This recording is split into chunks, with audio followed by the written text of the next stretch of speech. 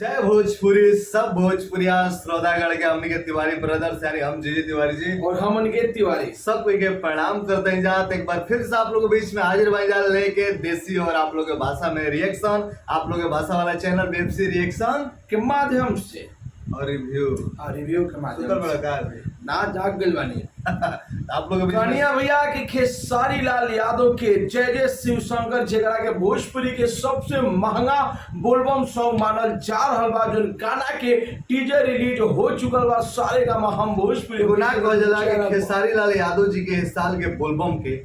बोलबम का पूरा भोजपुरी हमको आ रहल बानी मोस्ट अवेटेड सॉन्ग बा एकरा के इंतजार लोकल बा कि टीजर में इतना ना कुछ दिखा दिया अक्सर टीजर में थोड़ा बहुत देखा जाएगा टीजर में इतना कुछ दिखाओ गइल बा कुछ नया होके जा रहल बा कुछ बवाल होके जा रहल बा कुछ जबरदस्त होके जा रहल बा काहे से और सारे गामा के इनमी काहे से के सारे गामा की प्रोजेक्ट ह तो कुछ धमाका जरूर करेला सारे गामा कुछ नया लावेला आप लोग बता दी कि एगो शिकायत बा खेसारी जी के फैंस लोग कुछ लोग जे बाड़े देखा तनी हमने के खुद अपन देखिए आप लोग समझम जा बात के आरोप आप लगावे नहीं जाके खेसारी जी के पे आप लोग रिएक्शन देखी जकर खाली पौने सिंह के कर दें ना भैया देखी आज हम रिएक्शन करे बैठल तो पहले ई देखम के जौन पुरान छूट गेल अब तो छूट गेल क्यों का करी अब पर्सनल काम आदमी रहेला कुछ काम में बिजी रहे से ना कर पाओ तो कंटिन्यू आप लोग देखत नहीं जा बाकी हमनी के केहू के ना छोड़े नहीं जा तो जेने को भैया लोग देखा नहीं मैसेज करता लोग के गाड़ी दे देम जा हौ दे देम जा हौ दे देम देखी भैया हमनी के काम करे नहीं जा केहू के कहला पना करी जा कि हमरा केहू खेसारी जी के कॉल करे के हमारे रिएक्शन कर हमर पवन सिंह के कॉल के केहू कहला और काम से हमारा प्यार होला हमारा भोजपुरी इंडस्ट्री से प्यार बा तो ऐसा कुछ धमकी भी आप लोग ना देम जा ऐसा अगर मानसिकता आप रखले बनी तो आप लोग जैसा नहीं अश्लीलता लोग फैले बा और आप लोग जैसा नहीं भोजपुरी में लड़ाई लगा रहा आप लोग जैसा लोग तो ऐसा लोग से हाथ जोड़ के विनती बा आप लोग हमारे से दूरे रही तो बेटर रही ऐसा और आप लोग के चलते और लोग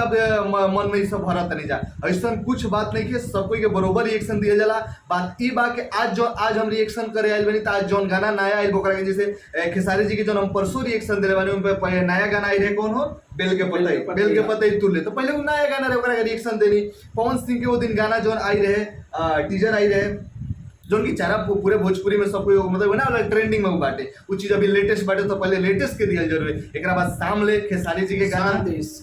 ना खेसारी जी के गाना देनी एकरा बाद जयशंकर आप लोग हमारा माइंड में रहे कि गाना जोन बा 29 तारीख के रिलीज होने वाला बाटे ऐसे 28 तारीख आप लोग दे देवे एक दिन पहले ताकि आप लोग बीच में प्रमोशन भी हो जाए और इस चीज के माइंड में चर्चा आ जाए तो कहीं ना कहीं देखिए बुरा लगे आप लोग के मैसेज पढ़े नहीं जा लेकिन वो में आप लोग ऐसा बात करे नहीं जा तो बेकार लगेगा ये सब बात आप मत कर जा बाकी ना 2-3 क्वेश्चन बाड़े जो इने ओने करत रहे ना छोड़ा भी अभी सब ऐसा बात नहीं है सब कोई के बरोबर सम्मान बा और ना करे के रहित नु तो बिल्कुल ही मना हम कर सकत नहीं हम ना करब नहीं पता हमार पसंद है कि पसंद पे रोक ना लगावेला सबके अपन अपन पसंद बा लेकिन हमारा दोनों पसंद बाड़े तभी तो दोनों आदमी पे देबे नहीं बरोबर देबे पूरा भोजपुरी के पसंद बा जोन अच्छा गाना लागी तन पे अच्छा लगेला छोटा स्टार बड़ा स्टार सबके देबे नहीं काहे हम भोजपुरी बात कर लिया तो एक गाना में आप लोग खेसारी लाल यादव और शिल्पी राज के मधुर आवाज सुनने के मिली और एक बार फिर से आप लोग खेसारी लाल यादव और श्वेता महरा के जबरदस्त परफॉर्मेंस में खासियत देखो कि डायरेक्टर टीम संजू गुंजन सिंह जी कहले नाच के नचनिया वाला निहाल जी बाड़े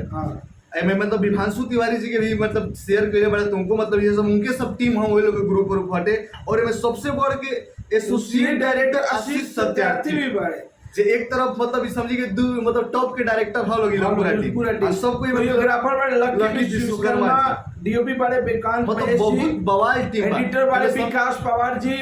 अब प्रोडक्शन बा आनंद कुमार जी के अच्छा संटू जी अच्छा आनंद कुमार जी के ये देखो ना दो को बड़ा लेवल के डायरेक्टर ये देखो पोस्ट प्रोडक्शन 3 स्टूडियो हम कहीं देखले बने अच्छा हां YouTube चैनल 3 स्टूडियो जोन की विभांशु तिवारी जी के चैनल है YouTube जहां आप लोग ना ये टीम के चैनल है हां पूरा टीम के हमरा जहां तक पता बा 3 स्टूडियो कब तक विभांशु जी से और एक गाना के लिखले बड़े अजीत मंडल और एक गाना के म्यूजिक दिले बड़े शुभम राज जी तो देखा जब भैया देखो बड़ा ही बेहतरीन टीम है गाना में काम है विवेक सिंह जी का बाटे मैनेजर सिंह जी तुम तो तरहबे करी मेहनत खूब करल बड़े काफी ज्यादा चेंजेस भी आ रहल बा खेसारी जी के कनेक्टिविटी जोन तो जानो सुनल बढ़िया बाटे वीडियो हो रहल बा लंबा ना तो यही बतिए तो सुनेगा आज के टीजर तो तनी ऐसा खाती भाई सब लोग बता देन कि बेकरारी और बड़ा और काल टूट जाएगा बा 28 अनुकाल 29 तारीख के आने वाला 29 तारीख के तो दो को भोजपुरी में धमाका होके जा रहा बा एक तरफ पवन सिंह के हिंदी सॉन्ग एक तरफ खेसारी जी के दोनों गाना के खूब प्यारा आशीर्वाद देम जा तो चलिए रिएक्शन शुरू करिए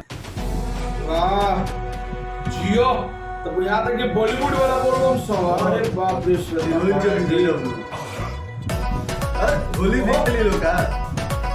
अरे बाप रे कोई लोकेशन, अरे बाप रे कोई को लोकेशन भाई गाजा म्यूजिक देखो ना हिला देता। आज वो बकरारी बढ़ा दे सो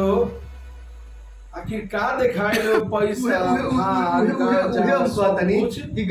टीजर सस्पेंस क्रिएट कर देता। पानी में से एंट्री भई उनको देखनी कि जोगिया के वेश में श्वेता मेहरा जी दिखाई दे रहल बड़ी, ओकरा बाद से आ रहल पानी में भी डांस करत तारी, होली रंग भी खेलत तारी, खेल रहल बालो अपनस में भांग गांजा सब कुछ चल रहा है, यानी कि बहुत बड़ा धमाका बोलबम होके जा रहल। सबसे बड़ा बात बा कि टीजर सस्पेंस क्रिएट करके रख देले बा काकी का देखाओ जी। जय शिव शंकर जो हिंदी में गाना बा ओकरे त नानु नहीं पूछे हो सकता कुछ कहल ना जा सकता कैसन बा। देखला से ये लग रहा बा फुल एंटरटेनिंग बा मतलब और जबरदस्त वीडियो बा। आप भोजपुरी में पहली बार आप लोग कोनो ऐसा बोलबम सॉन्ग देखे के मिली तब लिख के देता ना ना एकरा पहले से ना ना हमें बहुत कुछ देखाओ भक्त के मस्ती देखाओ, भक्त के मस्ती और लुको बड़ा जबरदस्त बा बाबू के दो लोग भांग पियो तारे और श्वेता मेहरा जी के भी दोनों के लुक भी जबरदस्त लागल। मतलब हीरोइनियन है ये, मतलब ना मेहरारू वाला ही कैरेक्टर नहीं ने हमें मतलब जोगी योगी के आजकल के मॉडर्न जमाना के जैसे भक्ति बा वो देखावल गइल बा कि ड्रेस व्रेस बढ़िया से पहन के देसी लड़की भी लोग बतारी ना देखनी है। हां नहीं से बारिश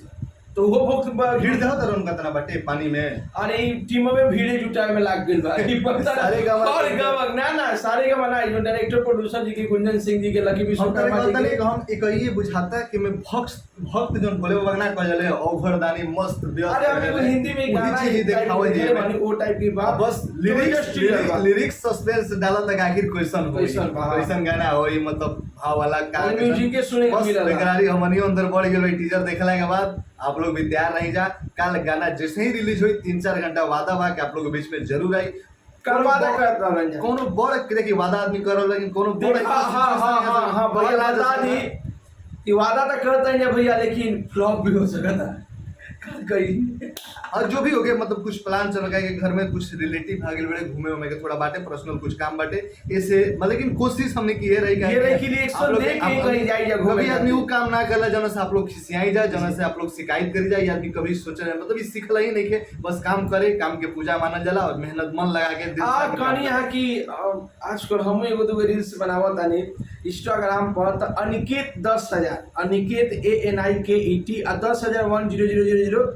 आप लोग हमारे इंस्टाग्राम पर फॉलो कर ले बड़ा ही ना 2-3 दिन से एकदम हम रील्स बनावत नहीं तो फॉलो कर लियो भैया